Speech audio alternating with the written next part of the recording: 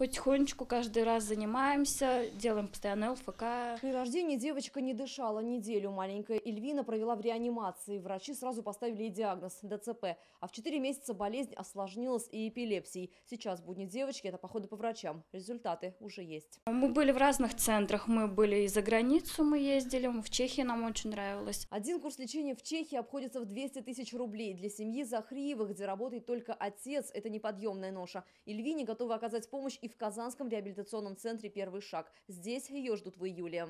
Мы ходим на ЛФК тоже, опять же, потому что нам многие процедуры нельзя, так как можно опять приступы эпилепсии спровоцировать. 24-дневный курс лечения стоит 67 тысяч рублей, но таких денег в семье нет. Номер телефона мамы Эльвины Захриевой сейчас вы видите на экране. Родители девочки верят, что неравнодушные люди помогут собрать эту сумму, а значит, подарят их дочери шанс на выздоровление. Александр Севастьянов, Александр Мустафин, Ильшат Аюбов, Альберт Швигулин, ТНВ, Набережные Челны.